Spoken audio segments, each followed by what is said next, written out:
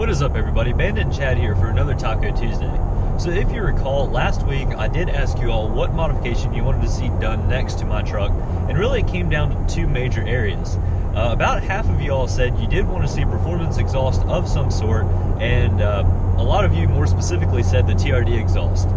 The other about half of you said that you wanted to see some sort of light upgrade, more than likely with LEDs and that sort of thing. So I've really considered both. With it being that close in the poll, you know, it's not really clear one way or the other which direction I should go.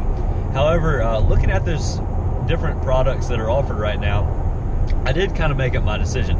So the TRD exhaust, I still haven't heard in person, unfortunately, so I would like to hear that in person before I would look into one. But also, there's just so many different exhausts out there, and the price tag on the TRD exhaust is about $700, at least from what I can see, which is a little bit steep in my opinion. I'm sure it does sound good, but just for what you're getting and everything like that, and our current income with the YouTube money, I think we're going to have to wait a little bit longer to do that. So with the lighting upgrade, I've been looking around a little bit, and I think I'm going to go with Rigid Industries. From everything that I've heard, Rigid really seems to make some high quality products.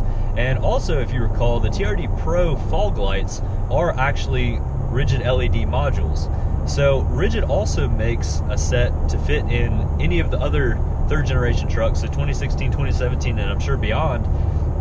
And basically what it looks like is it's a different kind of cover around where your fog light is, and it has a mounting bracket on the back to where you can put one of their LED pods in there. So that would allow a 2x2 pod to be in place of my standard fog light. And I really think that's a good idea. The kit seems to run about $330, so we'll get that ordered here shortly, and I'm really excited about it. It looks like a complete plug-and-play thing. It looks like it comes with the anti-flicker modules, which is an issue if you've ever messed with LEDs in the past, but it looks like everything I need comes right with the kit. Like I said, it is about $330, and I'm really excited about that. But Chad also has a modification that he thinks he's going to make to his truck. Yeah, so what I think we're going to end up doing with my truck is the addition of a skid plate. So we've been looking around at different brands of skid plates, and it seems like we've come down to RCI Metal Fabrications. Now, some people would like to see a TRD skid plate, and I agree that that looks really cool, but again, the price tag on that is pretty steep as well. Coming straight from Toyota, you know, it is going to fit straight up to the truck, but I think we're going to be able to get away with something a bit cheaper than that.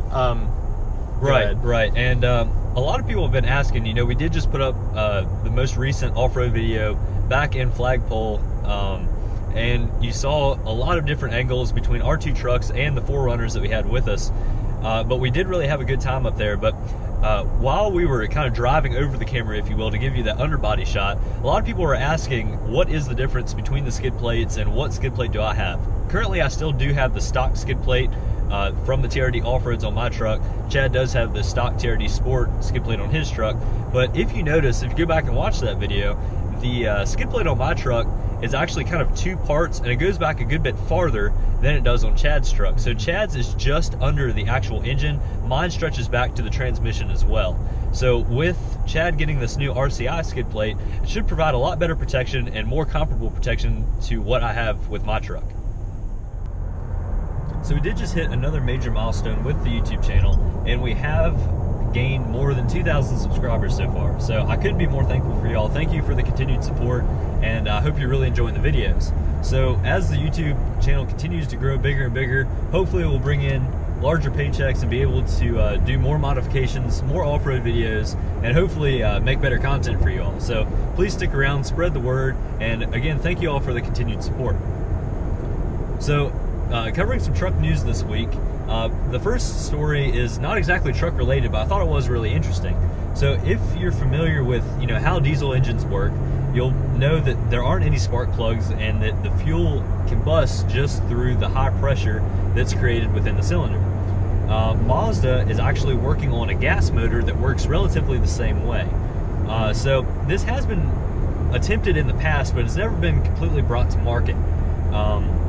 you can ignite gasoline at high compression, but like I said, it does put a lot of stress on the motor, and running that high compression makes components wear out quicker and everything else. But if Mazda could figure this out, it would increase efficiency by a good bit, and honestly, it really is a really interesting idea. So, since diesel engines run more efficient, that is the reason why a lot of people do like them. But if you could get a gas motor that would run the same way, I can't really think of too many downsides. One thing that the news story didn't cover, though, is generally you do need the glow plugs for a diesel motor. It didn't talk about glow plugs for the gas motor. So I'm not the most knowledgeable person about this subject, but it'll be really interesting to figure out what Mazda does and if one of these motors ever does get brought to market. So as the EPA is getting stricter and stricter about fuel economy and emissions and everything like that, the future of trucks and automobiles is really uncertain. Will they go to smaller turbocharged motors? Will you see more small diesels? What will they do to increase efficiency? But it looks like Ford is actually going in a little bit different direction. Yeah, so recently a Ford F-150 plug-in hybrid was spied testing somewhere. We're not exactly sure where, but this is an interesting direction that Ford is taking, and I guess we'll see more on that in the future. But this isn't the first time that a truck has been seen using a hybrid or plug-in hybrid system. GM used to have a Chevy S10 back in the late 90s, early 2000s, only offered in California, so I guess we're seeing a bit of a comeback of that. Right, and also in more recent years, they did offer in the GM lineup in the 1500 size, they did also offer a hybrid. It's not real popular, and as Chad said, they are mainly in California. But what do you all think about the hybrid truck? Would you buy one, or would you rather have a diesel? Personally, I think I would rather have a diesel just because it's less components, and until you go to a fully electric truck, I really don't see a point in having a hybrid personally. But what are your all's opinions about that? Also, supposedly, Ford is going to be using Dana parts in the upcoming Ranger and Bronco. Right, so a lot of people have already gotten really, really excited thinking that they're going to get a Dana 60 in the front and rear of their new Bronco and their new Ranger. Personally, I don't think that's probably the case. For Ford to put a solid front and rear axle in both of those vehicles would cause a complete change of architecture, and I really don't think they're going to be interested in doing all that. It would make it more competitive to vehicles such as the Jeep Wrangler and that sort of thing, but just for the standard consumer that doesn't really care about four-wheel drive capability, I really don't think that's necessarily the right direction, and I really don't think it makes sense for Ford to do that. So I think more than likely what this story is alluding to is maybe it'll have an independent front suspension, but made by the Dana company. I think that makes a lot more sense, and they do make other parts than just the big off-road axles that we like to talk about. But like I said, I really don't think it makes sense for Ford to do that, just for overall ride comfort and weight savings, and really the whole direction that Ford is going. Really don't think it makes sense for them to do that. Even the F-150 doesn't have any sort of solid front axle option. But that pretty much wraps up everything that we have to talk about for this week. Thank you all for tuning in, and hopefully we'll get those parts ordered before too long, and they'll be in, and we can make some more videos. So let me know what you all think. If you have any questions in the comments below. Thank you all very much for watching. Have a fantastic week. We'll catch you next time. See you guys.